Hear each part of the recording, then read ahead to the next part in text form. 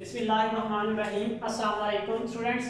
आज हमने Bohr atomic theory का थर्ड पास्टुलेट और साथ में क्वांटाइज रेडियस को डिस्कस करना है।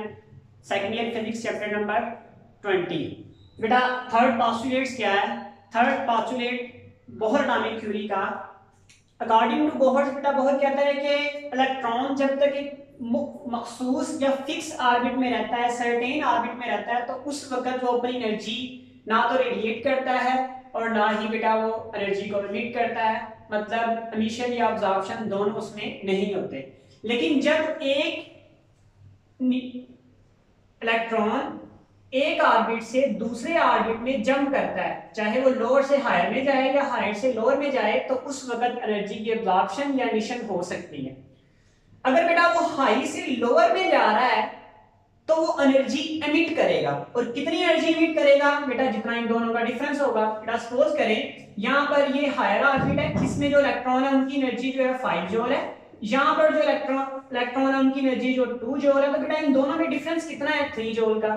दूसरे तरीके से हम समझ सकते हैं कि अगर इलेक्ट्रॉन ने हायर से लो में आना है तो इसमें वो इलेक्ट्रॉन है जिनकी एनर्जी 2 जूल है, तो इसके पास कितनी है? 5 जूल। तो 5 में से अगर बेटा वो 3 जूल एनर्जी निकाल देगा तो फिर उसके पास 2 जूल एनर्जी रह जाएगी, फिर वो आसानी के साथ इसमें मूव कर सकता है। लिहाजा अगर वो हायर ऑर्बिट से लोअर ऑर्बिट में आता है तो एनर्जी एमिट करता है, और अगर बेटा लोअर से हाई में जाता है तो एनर्जी अब्जॉर्ब करता है, और एनर्जी का डिफरेंस इन दोनों लेवल्स के मुताबिक होता है। जितना इन दोनों लेवल्स में एनर्जी का डिफरेंस होगा उतना ही एनर्जी एमिशन या फिर अब्जॉर्प्शन हो सकता है। बेटा हमने लिखा है when an electron jumps from higher energy level suppose कर लें En to lower energy level Ep, it emit the photon of energy. ये क्या करता है? फोटोन एनर्जी को एमिट करता है। ये एनर्जी बेटा वो एमिट कर रहा है जो किसके इक्वल है? En माइनस Ep के इक्वल है। E बेटा किसके इक्वल होता है? hf। H यहाँ पर बेटा क्या है? प्लांक्स कांस्टेंट, और f बेटा उसकी फोटोन की फ्रीक्वेंसी है, तो hf is equal to En minus Ep आ जाता है। ये बेटा third postulates of Bohr atomic theory है। इस तरह से बेटा de Broglie interpretation of second postulate, मतलब डी ब्रोगली ने बाद में ये प्रूव कर दिया कि बोहर का एटॉमिक मॉडल बिल्कुल ठीक है। इसके अकॉर्डिंग बेटा डी ब्रोगली हाइपोथेसिस के अकॉर्डिंग अगर एक एटम जो है, एटम के गिर्द इलेक्ट्रॉन जो ऑर्बिट में मूव कर रहा है, जो स्टेशनरी ऑर्बिट जिसको हमने नाम दिया या सर्टेन ऑर्बिट नाम दिया है, वो कौन सा पॉसिबल है? बेटा आपने पढ़ा था अगर हमारे पास एक फिक्स्ड दोनों पॉइंट्स पर फिक्स बेटा स्ट्रिंग है, उसमें वेव प्रोड्यूस होगी, तो इसकी जो लेंथ होगी वो हमेशा बेटा किसकी इक्वल होगी? n लैम्डा की इक्वल होगी। फर्स्ट ईयर चैप्टर नंबर 8 में हमने stationery wave in central string में बेटा ये बात पढ़ी थी कि लेंथ किसकी इक्वल होगी? n लैम्डा की इक्वल होगी। जबकि बेटा बोहर एटॉमिक मॉडल के मुताबिक इसका दूसरा पोस्टुलेट बेटा क्या था? mv is equal to nh over 2 pi, means angular momentum जिनके लिए nh ओवर 2 पाई होगा, सिर्फ वही ऑर्बिट पॉसिबल है, हर एक ऑर्बिट पॉसिबल नहीं है। तो बेटा इसी बात को हम प्रूव करेंगे, तो उसके लिए बेटा हमने क्या लिखा है? According to de Broglie's length of stationary wave in string, length जो स्टेशनरी वेव की होती है स्ट्रिंग में किसकी इक्वल होती है? L is equal to n lambda, equation 1 कह दिया। एज वी नो दैट, जैसे कि बेटा हमें पता है L इज इक्वल टू क्या होता है? r थीटा होता है, तो बेटा लिख लिया L is equal to r theta. हमें बेटा पता है एक मुकम्मल रेवोल्यूशन, ये सपोज करें बेटा यहाँ से शुरू हुआ मूव करते हुए दोबारा यहाँ पर आ गए एक फारा circle, theta is equal to बेटा कितना हो जाता है? 2 पाई रहता है। हमने बेटा कितना लिख लिया? 2 पाई लिख लिया। तो बेटा इसकी जगह पे देखिए L, r बेटा वैसे ही लिख लिया, थीटा की जगह बेटा कितना पुट कर दिया? 2 पाई, तो L is equal to 2 pi r बेटा हमारे पास आ गया। अब बेटा ये भी हमारे पास लेंथ है और ये भी लेंथ है सर्कल की, तो बेटा हम इन दोनों को कंपेयर कर लेते हैं, कंपेयर इक्वेशन 1 एंड 2। जब बेटा दोनों को कंपेयर करेंगे तो हमारे पास बेटा क्या होगा? n lambda is equal to 2 pi r आ जाएगा। बेटा यहाँ से लैम्डा की वैल्यू निकाल ले, n मल्टीप्लाई कर रहा तो जाके n डिवाइड हो जाएगा, lambda is equal to 2 pi r over n आ जाएगा। अच्छा बेटा हमें पता है as we know that the de Broglie's wavelength, आपने पिछले 19 चैप्टर में बेटा ये डिस्कस किया था कि डी ब्रोगली's वेवलेंथ जो होती है वो कितनी होती है? h over p। p यहाँ पर बेटा क्या है? Momentum of the orbit, sorry momentum of the mass, जो मास किसी वेलोसिटी के साथ मूव कर रहा है उसका मोमेंटम बेटा यहाँ पर क्या है? p है। कंपेयर इक्वेशन 3 एंड 4, 3 और 4 को बेटा कंपेयर करें तो 2 pi r over n is equal to h over p हमारे पास बेटा आ जाता है। देखिए बेटा ये भी हमारे पास लैम्डा है, ये भी लैम्डा है, तो बेटा देखिए इस लैम्डा की जगह ये वैल्यू लिख दें, हमारे पास क्या आ जाएगा बेटा h ओवर p और 2 पाई r n बेटा उसी तरह से आ जाएगा। इस लैम्डा की जगह बेटा वैल्यू लिख दी 2 पाई r ओवर n। अब बेटा देखें p इस तरफ जाके मल्टीप्लाई करेगा p मल्टीप्लाई r, n उधर जाके मल्टीप्लाई करेगा n मल्टीप्लाई 2 पाई इधर आके बेटा डिवाइड हो जाएगा, डिवाइड हो गया तो p बेटा किसके इक्वल होता है m v के इक्वल। तो यहां पे पुट कर दें तो बेटा क्या आ जाएगा m v r is equal to n h over 2 pi r आएगा। और according to Bohr's atomic theory, second postulates of Bohr atomic theory, angular momentum उन ऑर्बिट के लिए जो पॉसिबल है nh ओवर 2 पाई के इक्वल होना चाहिए। तो डी ब्रोगली ने बेटा यही प्रूव कर दिया, मींस डी ब्रोगली ने प्रूव किया कि बोहर का एटॉमिक मॉडल बिल्कुल ठीक है। This is the second postulate of Bohr atomic model. ये कौन सा पोस्टुलेट है बेटा, सेकंड पोस्टुलेट है बोहर एटॉमिक मॉडल का। नेक्स्ट बेटा हम बात कर रहे हैं क्वांटाइज रेडियस की। क्या रेडियस जो होगा बेटा, अभी हमने जो बात की, क्या हर जगह पे पॉसिबल तो नहीं हो सकता, एक यहाँ पर होगा उसके बाद बेटा यहाँ पर होगा उसके बाद यहाँ, क्या यहाँ पर जो दरमियान में जगह है यहाँ पर भी रेडियस हो सकता है? तो बेटा इसका आंसर है नहीं, सिर्फ वही रेडियस पॉसिबल है जिनके लिए एंगुलर मोमेंटम कितना होगा nh ओवर 2 पाई के होगा। बेटा ये निकाल लें कि कितना रेडियस होना चाहिए, मतलब पहला रेडियस यहाँ से इतना डिस्टेंस पे होना चाहिए, दूसरा भी कहाँ पे होना चाहिए, तीसरा कहाँ पे होना चाहिए, चौथा कहाँ पे होना चाहिए। अगर सर्टेन है तो एक्चुअल में वो कहाँ पर लाई करने चाहिए। उसके लिए बेटा हम क्या लिख रहे हैं, कंसीडर एन हाइड्रोजन एटम, एक हाइड्रोजन एटम पे काम ले लिया। As we know that Coulomb electrostatic force, Coulomb electrostatic force बेटा क्या होती है, F is equal to K Q1 Q2 over R square. यहाँ पर बेटा कूलम्ब फोर्स कैसे आ जाएगी, देखिए बेटा न्यूक्लियस में प्रोटॉन है और न्यूक्लियस के बाहर क्या है इलेक्ट्रॉन, ये पॉजिटिव चार्ज है और ये नेगेटिव चार्ज है, दोनों एक दूसरे को अट्रैक्ट कर रहे हैं और कूलम्ब फोर्स अप्लाई कर रहे हैं। तो बेटा हमने यहाँ पर लिख लिया Q1 हमारे पास इलेक्ट्रॉन है जो कितना है 1.6 मल्टीप्लाई 10 इस बार -19, और Q2 यहाँ पर दरमियान में जो चार्ज है उसको हमने बेटा नाम दे दिया प्रोटॉन का।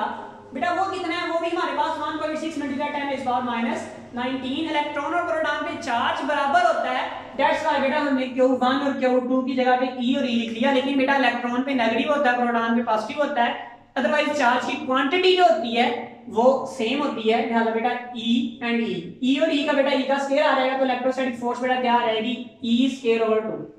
अगर बेटा क्लासिकल थ्योरी की बात करें तो उसके मुताबिक, न्यूटनियन फिजिक्स की बात करें तो उसके मुताबिक जब बेटा कोई ऑर्बिट, जब कोई इलेक्ट्रॉन सर्कल में मूव कर रहा होता है, जब भी कोई इलेक्ट्रॉन सर्कल में मूव कर रहा होता है तो उसके पास सेंट्रीपिटल एक्सेलरेशन होता है। सेंट्रीपिटल एक्सेलरेशन कहां से आता है, ये सेंट्रीपिटल फोर्स होती है। तो सेंट्रीपिटल फोर्स रिक्वायर्ड होती है।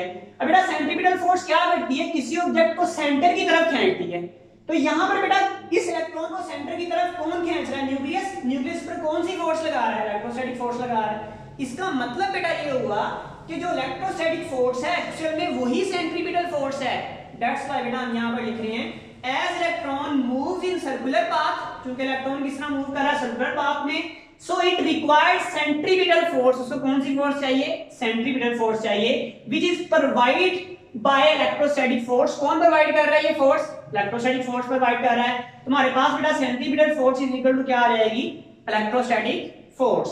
बेटा centripetal force is equal to mv square over r, electrostatic force k e square over r का स्क्वायर। बेटा एक r इस r से कैंसिल कर देंगे तो mv square is equal to k e square over r हमारे पास आ जाएगा। इसे नाम दे देंगे क्वेश्चन नंबर 2 का। नेक्स्ट बेटा for second postulates of Bohr, अभी बेटा थोड़ी देर पहले हमने पढ़ा है कि सेकंड पोस्टुलेट बोहर का क्या है बेटा, mvr is equal to nh over 2 pi. तो हमने बेटा लिख लिया mvr is equal to nh over 2 pi. यहां से बेटा अगर वेलोसिटी की वैल्यू कैलकुलेट करें तो m और r बेटा मल्टीप्लाई कर रहे हैं, दूसरी साइड पर जाके बेटा क्या हो जाएंगे, डिवाइड हो जाएंगे। So v is equal to nh divide by 2 pi into m, r बेटा हमारे पास आ जाएगा। अब ये बेटा वेलोसिटी की वैल्यू हमने इस इक्वेशन में पुट कर देनी है। जब बेटा ये वेलोसिटी की वैल्यू यहां पर पुट करेंगे तो हम बेटा क्या लिख रहे हैं, put the value of equation 3 into, equation 3 की वैल्यू इक्वेशन 2 में पुट करेंगे तो बेटा हमारे पास देखें m उसी तरह से आ जाएगा और v की जगह बेटा उसकी वैल्यू, v क्या है nh ओवर 2 पाई mrn into k e square. बेटा अब n क्यों, क्योंकि यहां पर m आ रहा है, दैट्स व्हाई हमने रेडियस के साथ भी n लिख दिया, यहां पे रेडियस के साथ क्या लिख दिया, n लिख दिया। नेक्स्ट बेटा हमारे पास हो जाएगा m इस m से कैंसिल, n का स्क्वायर h का स्क्वायर 4 पाई स्क्वायर m का स्क्वायर और rn का स्क्वायर, एक m से कैंसिल हो जाएगा। अब बेटा हमने ये r जो था ये दूसरी तरफ जाके मल्टीप्लाई करेगा rn का स्क्वायर और k और rn इधर आके बेटा क्या हो रहेगा, rn इधर ही रहा, k और e स्क्वायर बेटा इधर आके क्या हो गए डिवाइड हो गए तो बेटा एक Rn इस Rn से कैंसिल, बाकी रह गया Rn n square 8 square 4 pi square के ई इंटू एम आ गया। अब बेटा देखिए ये सारी वैल्यूज एक्चुअल में हमारे पास हैं। Rn इज इक्वल टू हमारे पास आया बेटा n स्क्वायर मल्टीप्लाई ये सारा कांस्टेंट है, h प्लस कांस्टेंट है, डिवाइडेड बाय 4 पाई स्क्वायर के ई स्क्वायर, ई मतलब एक इलेक्ट्रॉन पे चार्ज है, multiply by mass of electron. तो बेटा सारी चीजें अगर हम सारी वैल्यूज पुट कर दें तो हमारे पास बेटा जो इसका आंसर आएगा, सपोज करें बेटा Rn is equal to n का स्क्वायर, h की वैल्यू बेटा पुट कर दें कितनी है 6.67 मल्टीप्लाई 10 रेज़ पावर -34 सारे का स्क्वायर डिवाइडेड बाय बेटा सारी वैल्यूज पुट कर दें 4 पाई बेटा वैसे ही 4 पाई, उसके बाद बेटा k कितना होता है 9 मल्टीप्लाई 10 रेज़ पावर 9, उसके बाद इलेक्ट्रॉन पे चार्ज बेटा कितना होता है 1.6 मल्टीप्लाई 10 रेज़ पावर -19, उसके बाद बेटा इसका स्क्वायर तो स्क्वायर, मास बेटा कितना होता है, मास हमारे पास बेटा होता है 1.6 multiply 10 raise power mass of electron बेटा हमारे पास होता है 9.1 multiply 10 raise power 9.1 multiply 10 raise power -31 kilogram.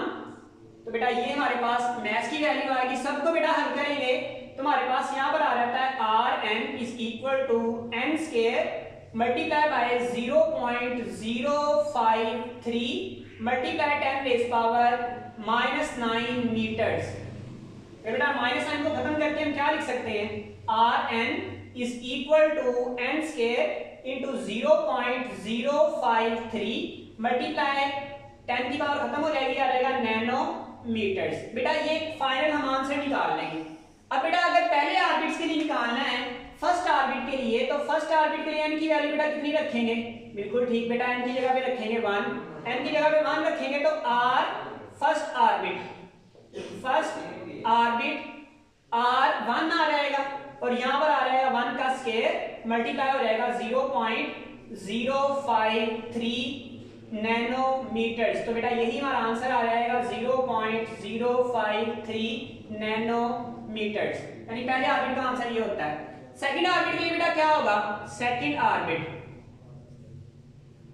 Radius बेटा फाइंड कर रहे हैं सेकंड ऑर्बिट का रेडियस, यहां पे बेटा फर्स्ट ऑर्बिट का रेडियस था, यहां पे बेटा सेकंड ऑर्बिट का रेडियस है।